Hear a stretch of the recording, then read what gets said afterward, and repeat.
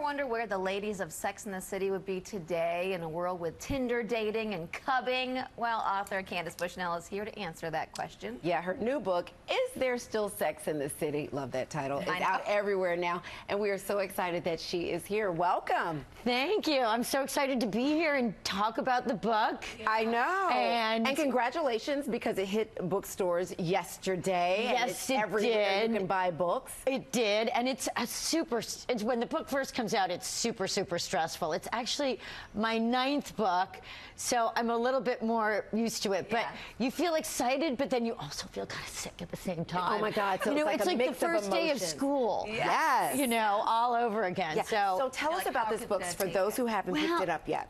You know, the impetus for writing this book was really the same impetus that I had when I was writing Sex and the City. And when I wrote Sex and the City, which was 25 years ago, I was single. I was in my 30s, and the question was, why are there so many great women in their 30s and no great men to marry them? And so then we get the whole Big and Aiden and all of that. Oh, so great. And so basically what happened was all of my Sex and the City friends, 90% of them ended up getting married, finding their Mr. Big or their Aiden or their Steve or their whoever. Yeah. And a lot of them had kids and they had careers, and they think like, hey, I've got it all figured out, and then boom, the 50s hit and stuff happens. Right. And I got divorced. I mean, I thought I had it all figured out when I was like 51. I was like, I'm grooving. Menopause, no problem. I got it all figured out. And then I got divorced. And it all started spiraling. And it all started like spiraling, and you know, my dog died, and it was like one thing after another, and I thought I was the only one.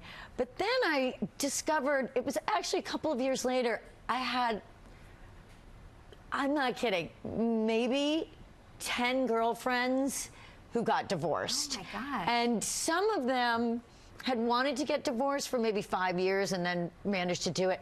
And there were others who were blindsided, as I was. And everybody was single again, and I realized, wait, and they have all these questions, and they're like, how do we start dating again? And, you know, what's the story with the men? And I thought, we're all going through something. It's a passage in time that nobody ever tells you about. Right. And we're all in the same boat, and we're looking to restart our lives. And part of that includes relationships.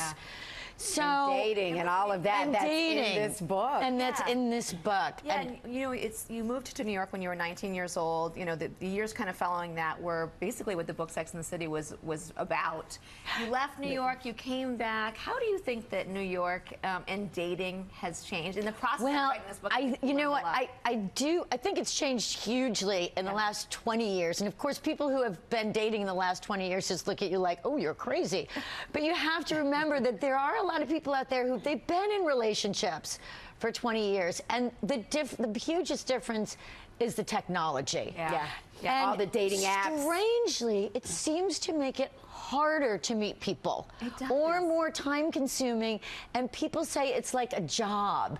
Whereas, you know, before meeting someone, it really could be fun because you didn't know what was going to happen, and you could meet someone anywhere. Well, let's talk about your book signing that you have in the Hamptons. Tell us about it. When, where?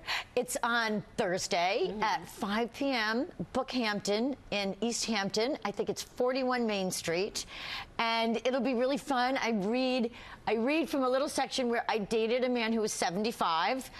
Maybe now he's 80.